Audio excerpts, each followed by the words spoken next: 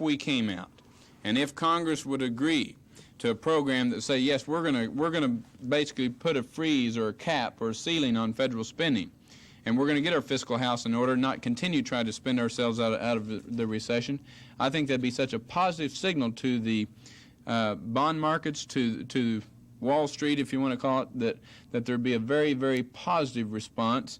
And I think you'd see these long-term projections, the cost of money, et cetera, coming down and making it much more affordable for people to buy a home. And you'd see a revitalization in the private sector in the economy.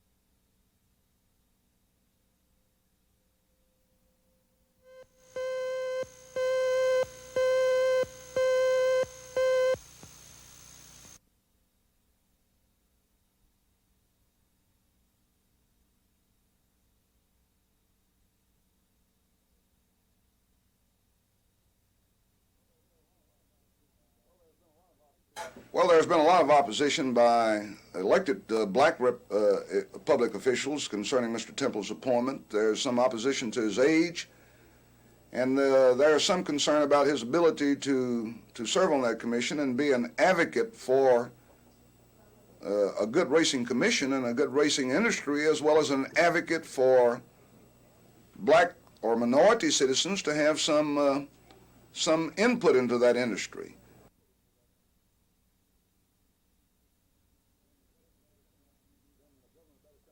Then the governor better come down here and move the nomination, because I'm certainly not.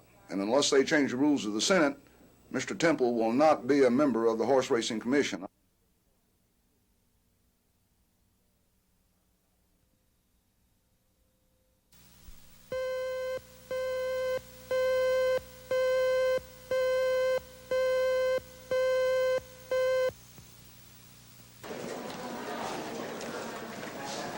Deputies arrested 22-year-old Gary Wayne Phillips around 9:30 this morning.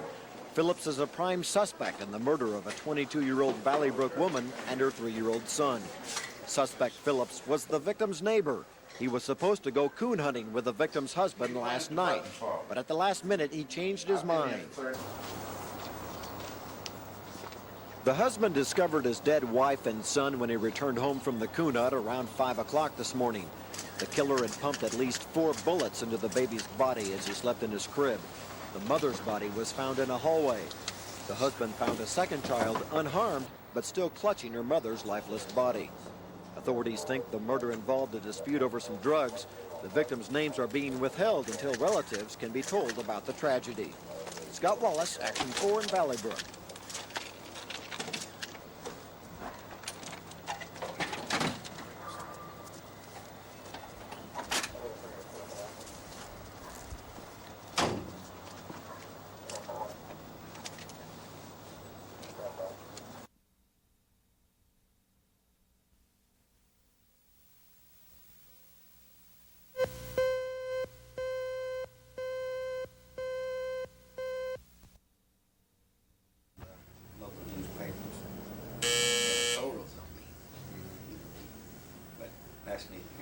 Have a license tag.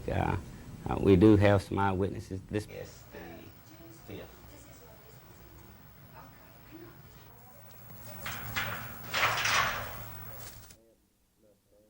They have some suspects. I'm not really that close to the investigation. I really don't know where they're at this moment, today. I think in time, in a few days, they'll have the matter cleared up and the suspects will either be cleared or arrested.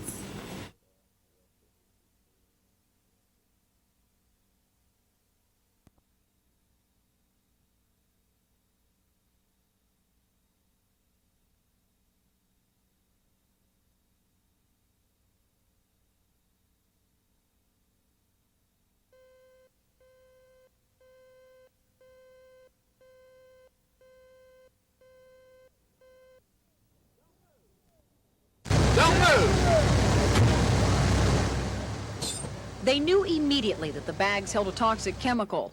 What they didn't know was whether it'd be fatal to get near them. So the bags stayed where they were, scattered along the highway, untouched, waiting for pollution control officials. Turn back north here, go 1 mile, make a left, then another left, it'll get you back on the road.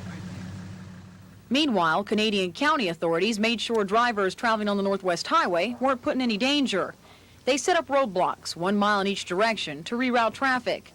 That was the easy part, making sure humans didn't disturb the toxic chemicals. The hard part was sheltering the bags from Mother Nature and her elements.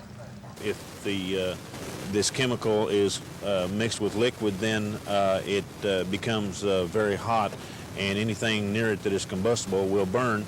And if we should have a fire, then the gas is put off by the smoke is a poisonous gas. Canadian County's first toxic chemical spill ran into no complications. Pollution control officials decided the bags could be easily removed. In fact, all that was required was a safety suit. The sacks of anhydrous sodium hydroxide were carefully lifted by hand and placed into the back of a pickup truck. Now that the cleanup is completed, work will begin on tracing the bags to the truck that dropped them.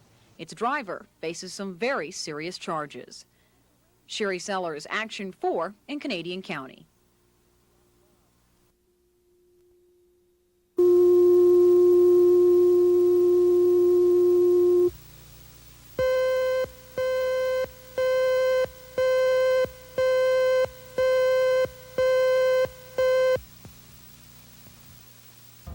The neighborhood where the plane crashed in Enid is burnt and scarred. Hundreds of markers line the area, pinpointing parts of the plane. 2 homes were gutted by flames. The tail section of the T-38 aircraft is a mess of tangled steel and wire. The 2 pilots had ejected safely. But what about the safety of the residents in Enid? There have been 9 such crashes in Enid over the past 10 years. 3 of those were within the city limits. No residents have been killed, and the man who lost his home this time feels fortunate. It could have been a lot worse. You know, we got out with all our limbs intact, no scratches, nothing. So that's the main thing. But there are many who have mixed emotions about Vance Air Force Base. Vance is our biggest industry, really, and we want to keep Vance, but at the same time, people are concerned about the crashes, particularly in the residential areas. Nevertheless, the city doesn't plan to ask for any changes. We do have plane accidents. Other cities have plane accidents, and that's just part of what we live with. And Vance is proud of its safety record. We fly approximately 100,000 hours a year here. So we know that statistically and in areas that way, we know that eventually an aircraft is going to crash. But we do everything we can to keep that from happening. So it looks like the familiar sight and sound of fighter planes taking off and landing at Vance will continue, with so much air traffic that it rivals Chicago's O'Hare. It appears living close to Vance carries an inherent danger the residents of Enid must simply learn to live with. Bella Shaw, Action 4 in Enid.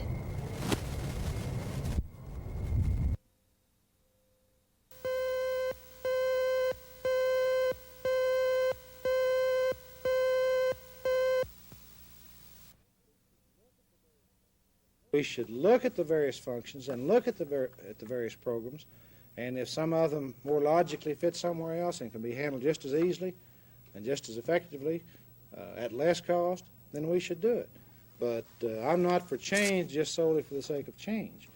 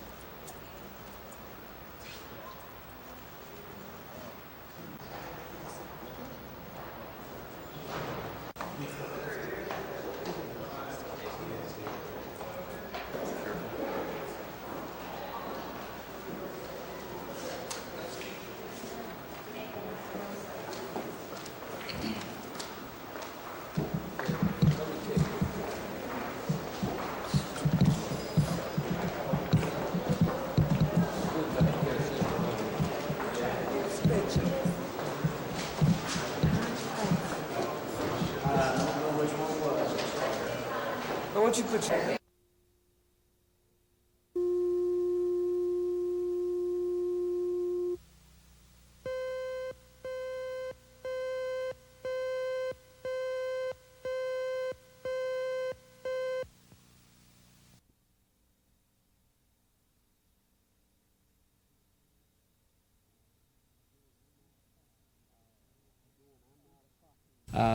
Again, I'm not a prosecutor, and I'm not seeking to put someone in jail with this investigation.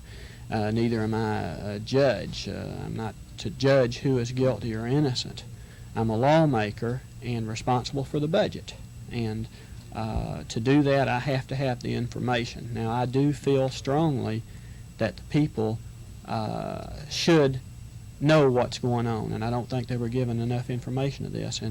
And part of it's because of this Secrecy Act, and I feel that there should be some changes at least made in that if it shouldn't be repealed entirely.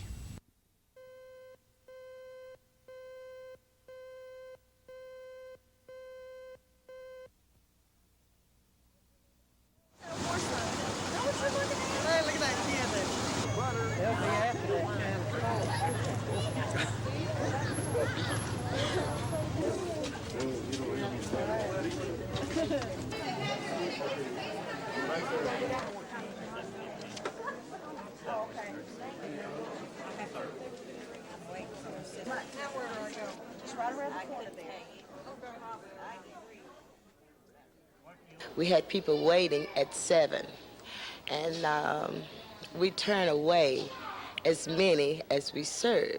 Now that's the hard part, when you have to turn them away, when you say there's no more.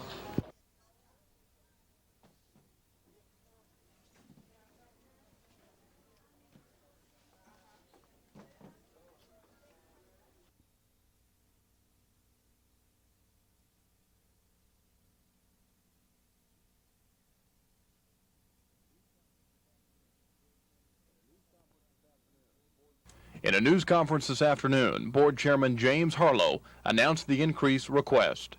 The increase calls for a 15% rise in residential rates and only a 9% rise in industrial rates.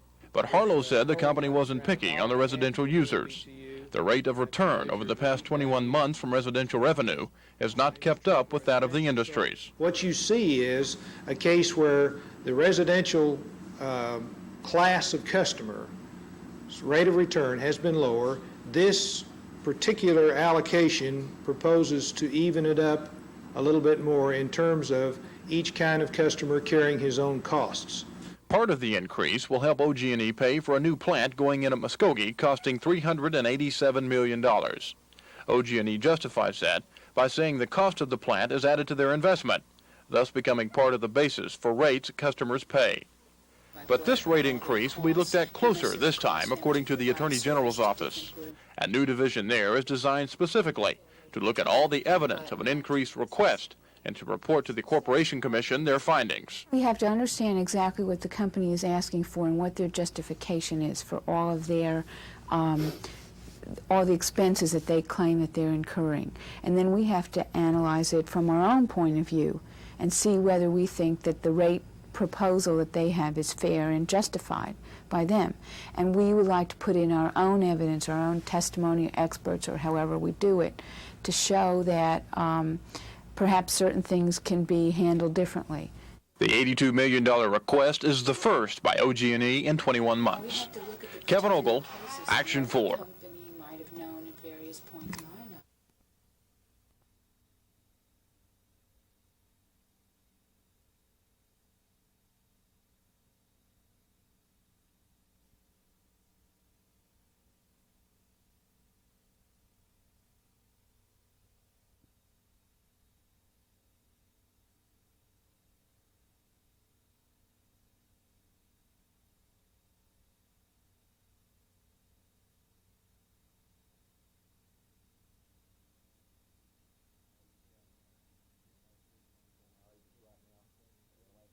Our agents right now, in the last 45 days, have made 72 felony drug arrests. We're working right now 468 cases. Now, for anybody to suggest that the OBN is not a viable and functioning part of state government, would be the farthest thing from the truth. Almost 500 cases ongoing at this point. That's a truly incredible workload, and it just goes to point out that we're trying to maintain a reputation as being one of the finest law enforcement agencies, not only in Oklahoma but in the Southwest United States, and that's.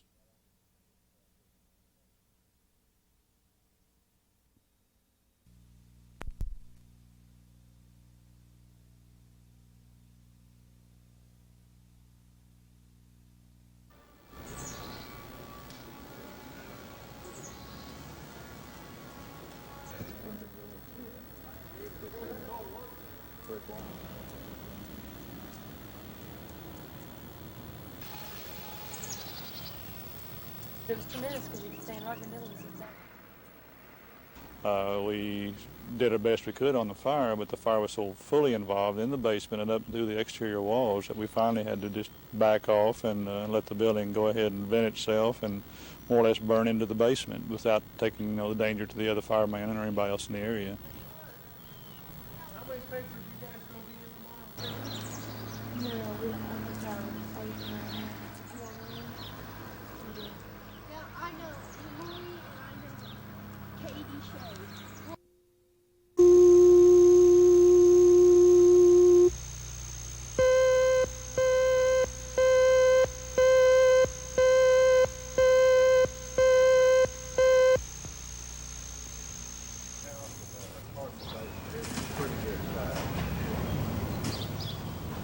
It was probably Furnace area, something like that? yeah. There was a heat and air furnace down here in the basement, hot water.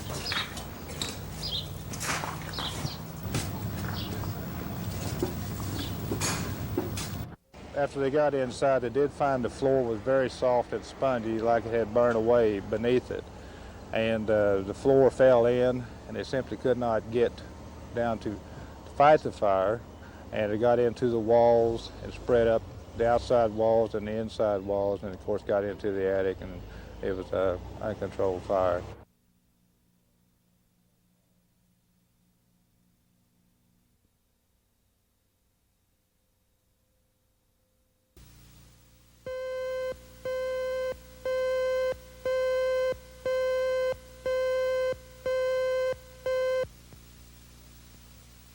Speculation has been over the last few days is, will the president be bold? Will he come forward with a budget that will cut that deficit way down?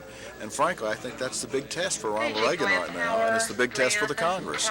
For us both, all of us together, both parties, to get together and work together to get those deficits down. And I think Americans are ready to make some sacrifices if it's necessary, if everybody will make them. And that means members of Congress not taking raises. It means other people that get government checks. It means upper income taxpayers perhaps not getting additional breaks until we get our budget under control.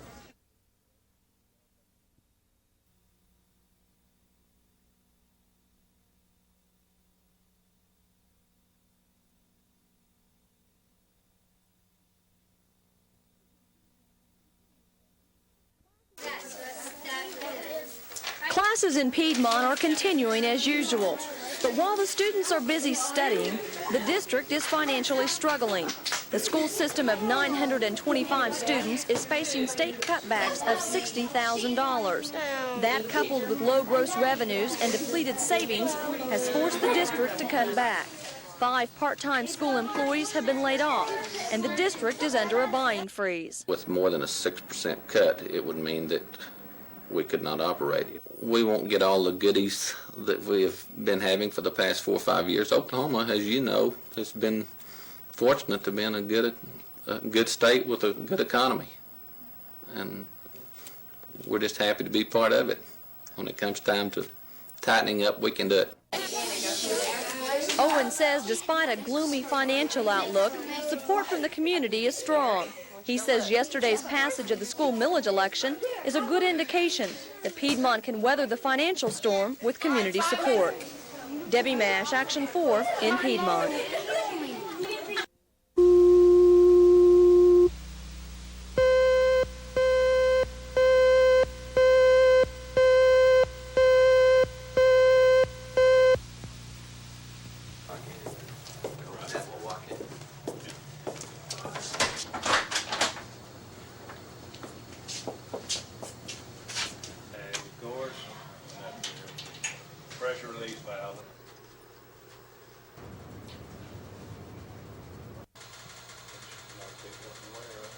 Being able to build up, and of course we would turn the fire off at that time.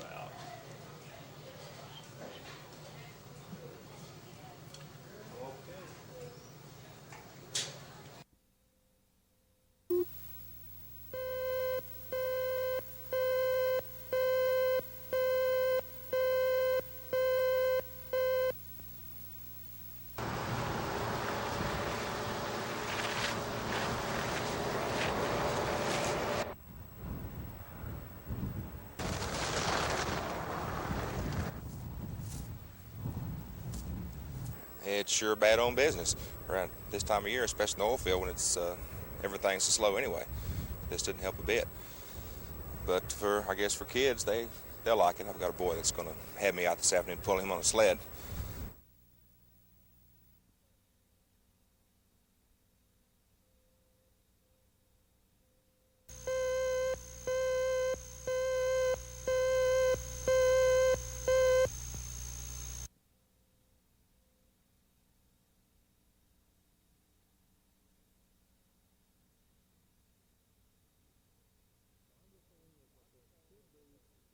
So I'm just saying that there should be, whatever the decision is, there should be more flexibility.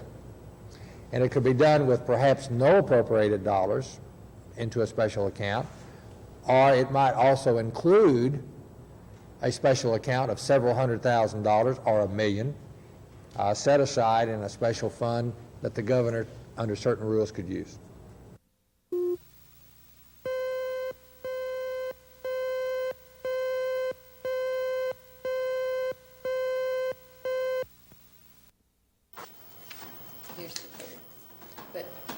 These aren't Maytag repairmen, but they're just as lonely.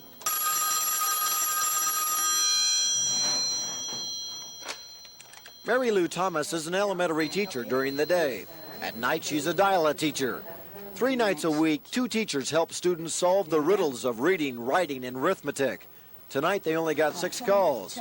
They hope more kids will phone when the new program becomes better known. These teachers are convinced students would learn more if they had help with their homework. I'd say I get maybe 75% of the homework I send home turned in. Evidently, I have students that are concerned. However, they get home and can't get help. Parents working. A lot of times with the new math, the parents don't understand. Now they have 2 teachers they can call. The dial-a teachers won't do all of the students' assignment. They're just supposed to coach pupils through their homework hang-ups. They'll also accept calls from parents. Scott Wallace, Action 4.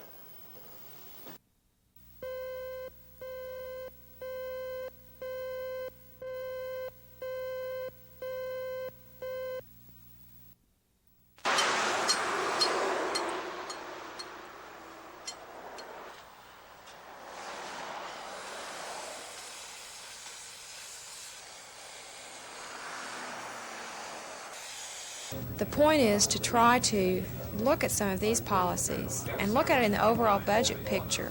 Which is more important, trying to save money in areas like sick leave and vacation leave, or protecting jobs? And I think protecting jobs and productivity of state agencies is far more important. And if we will take some of these steps, then I think we can avoid any kind of massive reductions in force.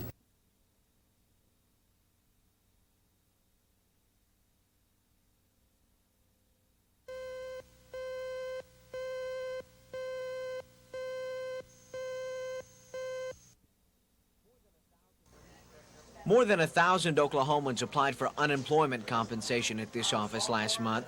And what many of the state's unemployed may not know is that they may have to pay income tax based on that compensation. According to the IRS, a single taxpayer will be taxed on unemployment if his or her adjusted gross income tops $12,000. Married taxpayers filing jointly will be taxed if their gross income exceeds $18,000.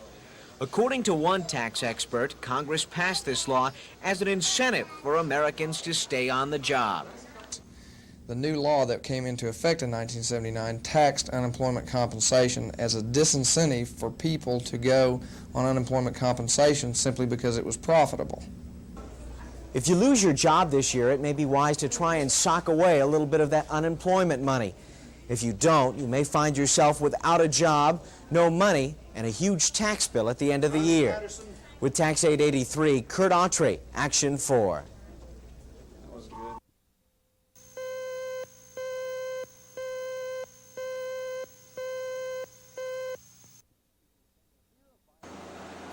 Fear of violence is keeping some Oklahoma truckers off the roads, especially at night. Those who do drive after dark must keep a sharp lookout for suspicious activity around bridges and overpasses. The Oklahoma Highway Patrol has investigated 2 shootings and 5 windshield smashings since the strike began. Oklahoma truckers are taking some steps to avoid becoming vandalism victims. At nighttime, I've been shutting down at night, you know, about 8 o'clock at night.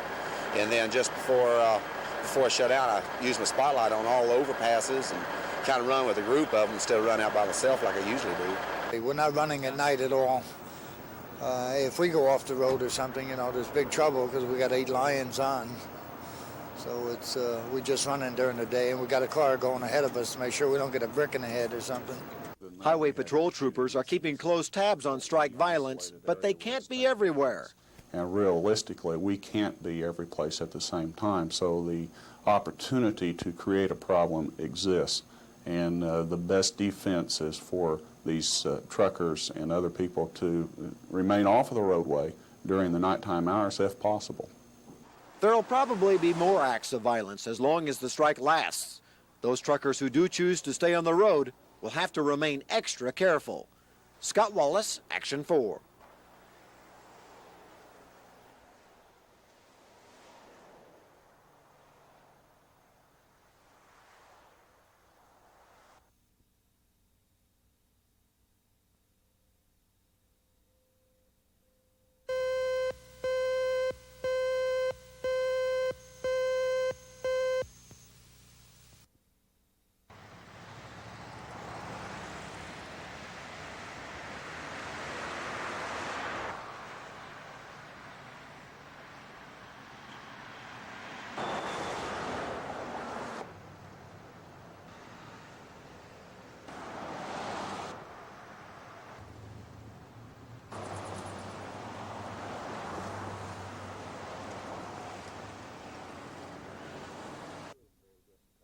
It is very difficult to find proper people. We hope that the police department, for example, could help somewhat in that area.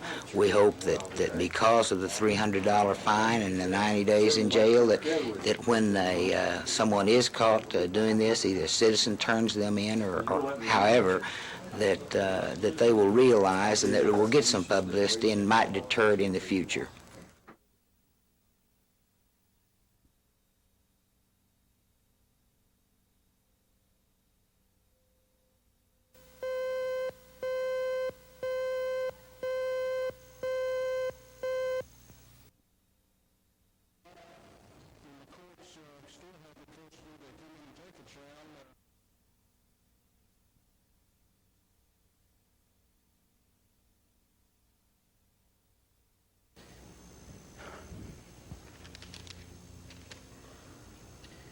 They don't want to see doctors.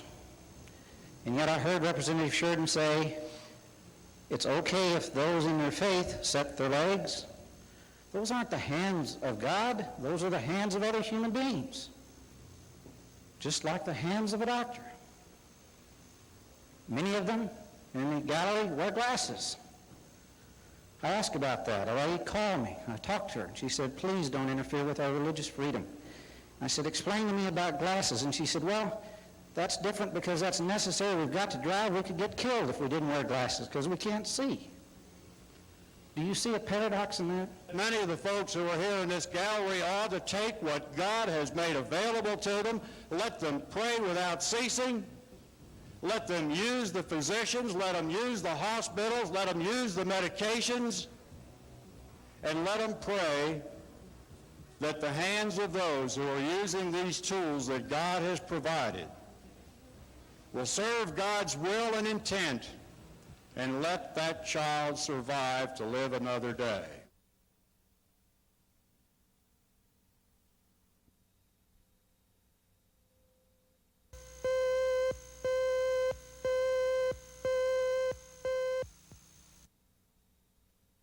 Your explanation will be questions. Yield Senator Shoeline. He yields. Senator Rozelle, school groups. That deals with... The facts are there are some school districts that may be in a financial dilemma before the end of this school year. The facts are, unless our economic condition changes, there are going to be some more school districts next year that are going to be in an economic dilemma, and they're going to be forced to accept additional alternatives. This is but one alternative.